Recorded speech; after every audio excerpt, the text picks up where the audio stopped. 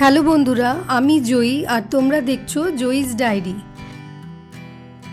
3 দিনের ছুটিতে আমরা এসেছি পাহাড়, নদী, ঝর্ণা, সমুদ্র সব কিছু একসাথে ঘুরে দেখতে।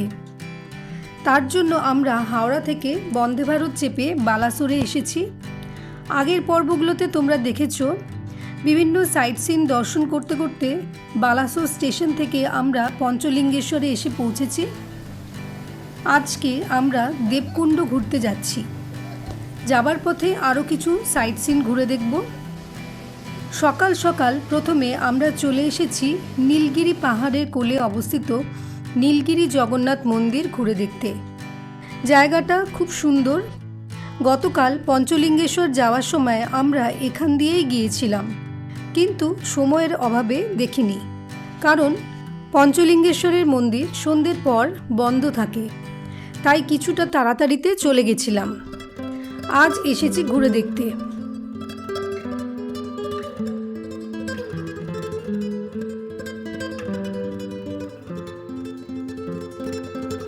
ভীষণ সুন্দর। ভেতরে মূল মন্দিরে ছবি তোলা নিষেধ, তাই বাইরে থেকে ঘুরে দেখাচ্ছি। এটা আসলে নীলগিরি রাজবাড়ির জগন্নাথ মন্দির।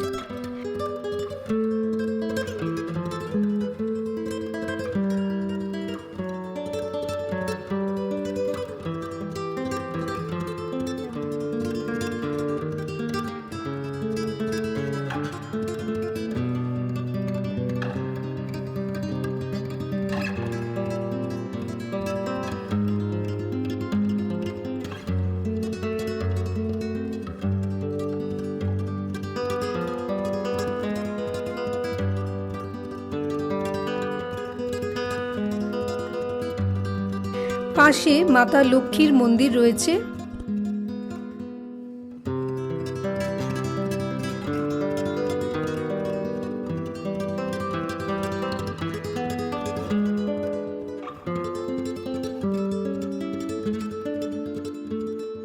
এখানে একটা উঁচু মতো জায়গা আছে, যেখান থেকে আশপাশের জায়গাটা সুন্দর একটা ভিউ পাওয়া যায়।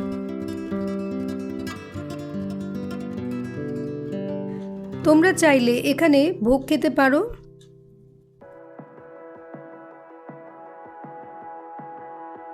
পাশেই রয়েছে নীলগিরি রাজবাড়ি।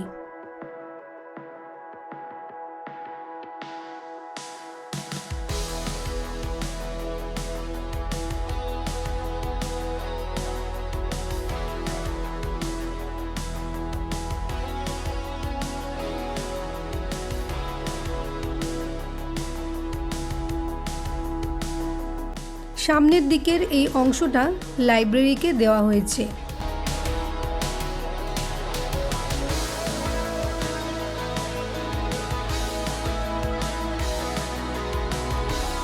ঢুকতেই প্রথমে বাঁদিকে কনক দুর্গা মন্দির, ভীষণ সুন্দর। শুনলাম দুর্গাপুজোর সময় খুব ভিড় হয়।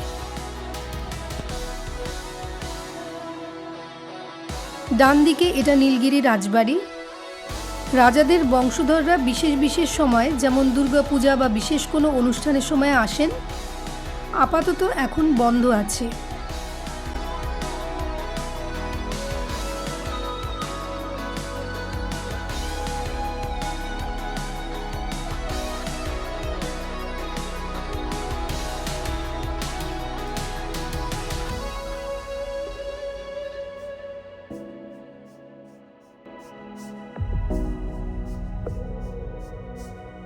পাশে এটা পুরনো রাজবাড়ির অংশ, প্রায় ধ্বংস হয়ে গেছে। এখানে যাওয়া কিন্তু নিষেধ আছে। অনেকটা জায়গা জুড়ে নীলগিরি পাহাড়ের ঠিক কোলেই অবস্থিত এই রাজবাড়ি। সামনে এটা নাচমহল।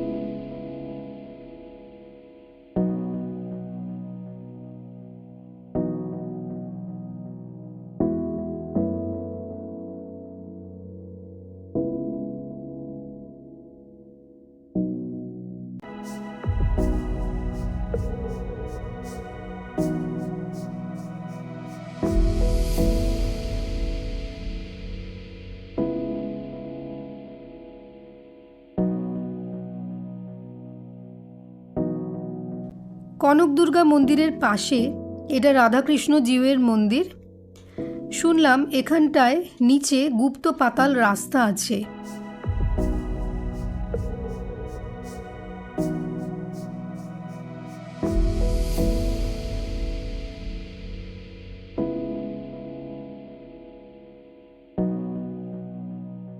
নীলগিরি রাজবাড়ি থেকে আমরা বেরিয়ে সোজা চলে এলাম মিত্রপুর নামক একটা জায়গায় ব্লু লেক বা নীল হ্রদ দেখব বলে। জায়গাটা ভীষণ সুন্দর। লেকটা ন্যাচারালভাবে তৈরি হয়েছে পাহাড়ের পাশে। পাহাড়ের গায়ে গ্রানাইট পাথর থাকায় লেকের রংটা অনেকটা গাঢ়।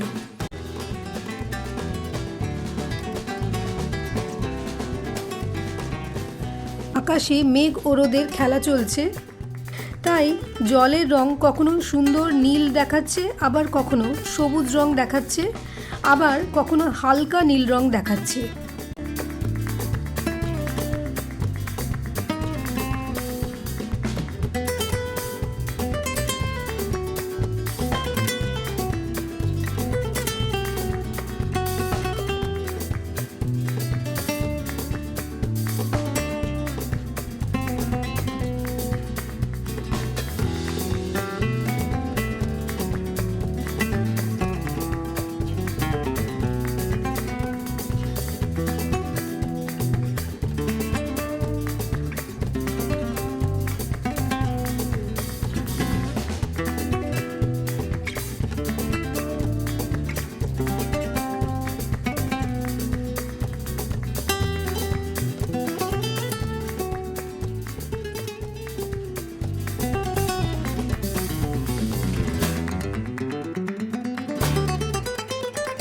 লেকটা বেশ অনেকটা বড়।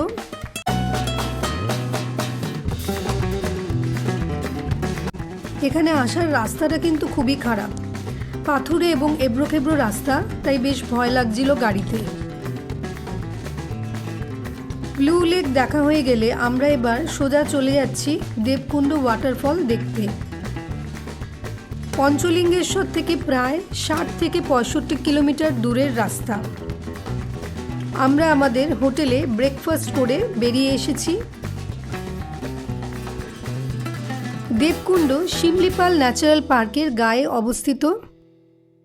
এটা ময়ূরভঞ্জ ডিস্ট্রিক্টে অবস্থিত।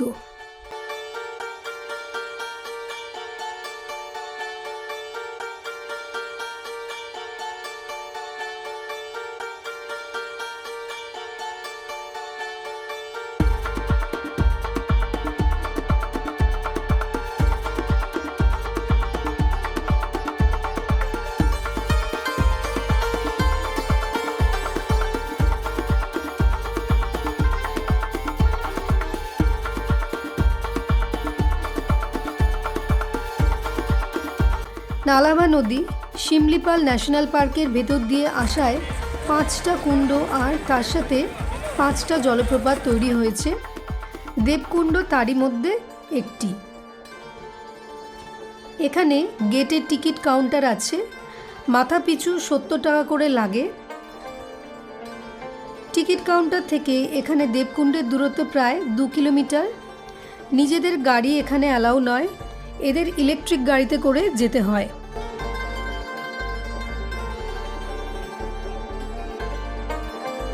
শিমলিপাল ন্যাশনাল ফরেস্টের ভেতর দিয়ে এই রাস্তাটা।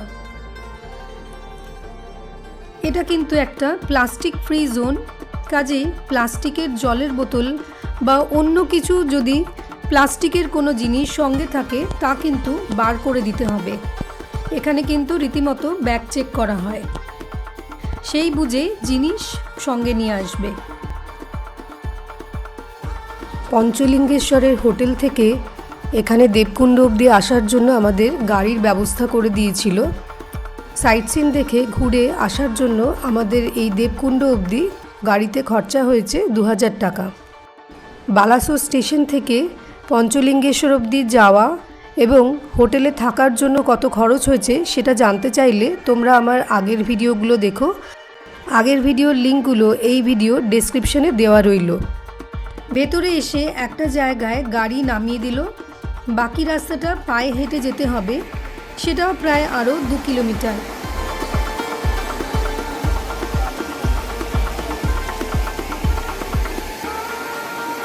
দেবকুণ্ড জলপ্রপাত যাওয়ার রাস্তাটা কিন্তু ভীষণ সুন্দর। নদীর জলের শব্দ আর জঙ্গলের পাখি আর পোকাদের ডাক শুনতে শুনতে হাঁটতে লাগলাম।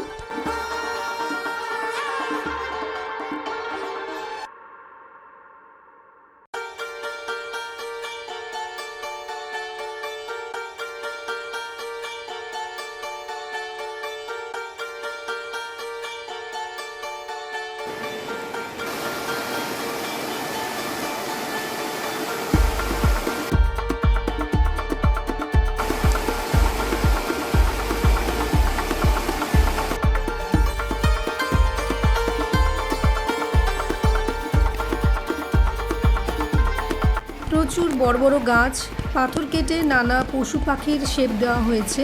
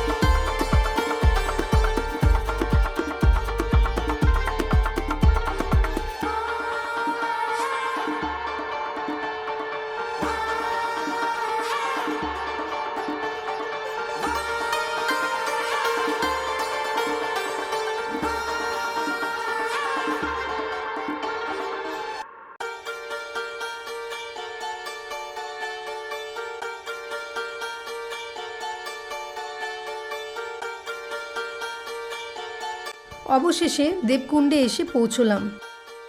দেখতেই পাচ্ছ জায়গাটা ভীষণ সুন্দর।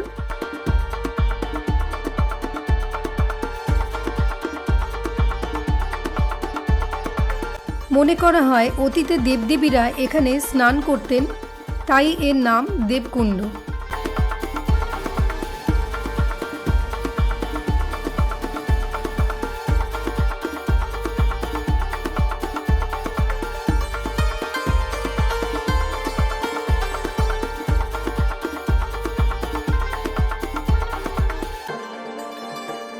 দেবকুণ্ড জলপ্রপাতটা অম্বিকা মায়ের মন্দিরের গা বেয়ে ঠিক নিচে নেমে এসেছে। পাহাড়ের ওপরে রয়েছে অম্বিকা মায়ের মন্দির, তারই পাশ দিয়ে নদী বয়ে এসে এই জলপ্রপাত তৈরি করেছে।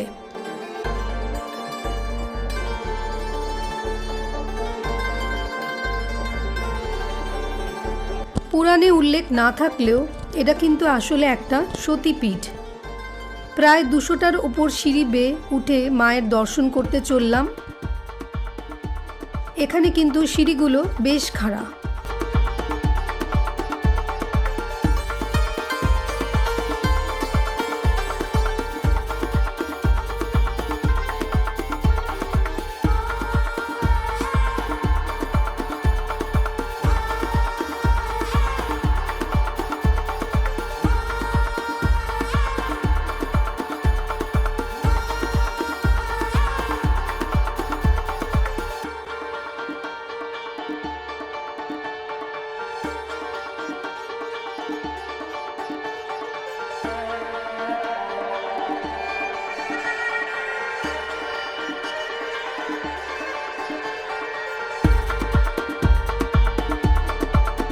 কিছুটা উঠে আবার পাহাড়ের অপর ঢালে নামতে হলো, সেখানেই মায়ের মন্দির।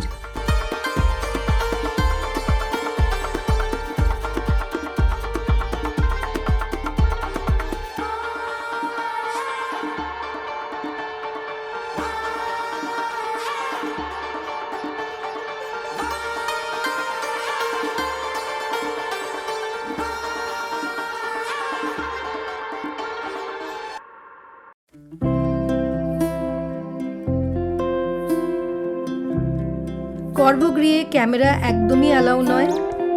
গর্ভগৃহে কোনো আলোর ব্যবস্থা নেই, শুধু প্রদীপ জ্বলে।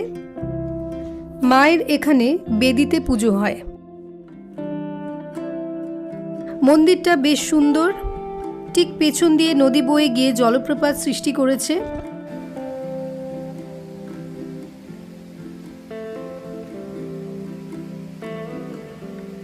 আসার পথে বজরংবলী আর সিদ্ধিদাতা গণেশের দর্শন পেলাম। পুজো দিয়ে বেরিয়ে মন্দিরের পেছনে চলে এলাম।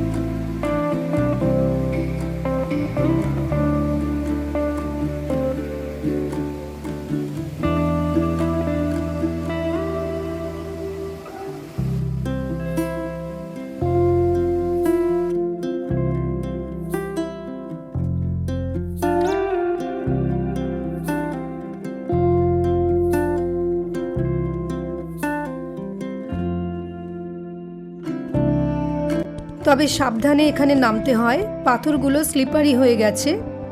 অপূর্ব দৃশ্য। নিচে দেবকুণ্ডে অনেকে স্নান করছেন, এটা ভীষণ পুণ্যের মনে করা হয়।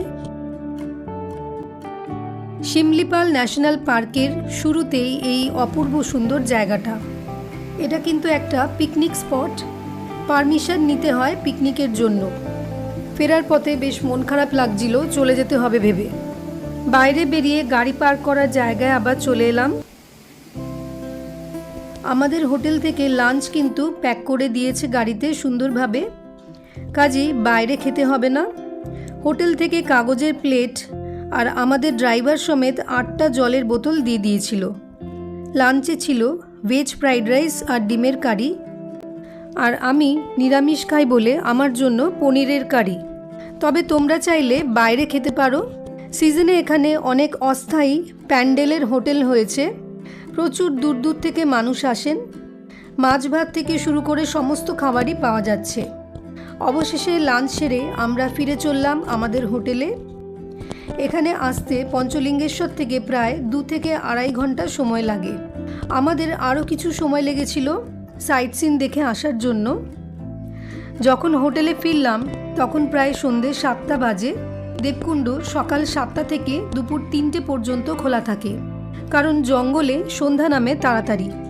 এই জঙ্গলে কিন্তু জায়ান্ট স্কুইরেল দেখা যায়, তবে আমাদের দুর্ভাগ্য যে আমরা দেখতে পাইনি। বন্ধুরা, কাল আমরা পঞ্চলিঙ্গেশ্বর থেকে দুবলাগড়ি চলে যাচ্ছি। পথে থাকবে অবশ্যই কিছু সাইট সিন। কেমন লাগলো কমেন্ট করে জানিও। ভালো লাগলে লাইক করে বন্ধুদের সাথে শেয়ার করো, আর পরের পর্বগুলো দেখার জন্য সাবস্ক্রাইব করে সঙ্গে থেকো। এতক্ষণ পর্যন্ত তোমরা পাহাড়, নদী, জঙ্গল, ঝর্ণা এই সমস্তই দেখেছ। এরপরে কিন্তু আমরা এবার সমুদ্রের দিকে চলে যাব। কালকে আমরা পঞ্চলিঙ্গেশ্বর থেকে দুবলাগড়ি সি বিচের দিকে চলে যাব, আর সঙ্গে থাকবে অবশ্যই কিছু সাইট সিন। সঙ্গে থাকো, দেখতে থাকো পরের পর্ব।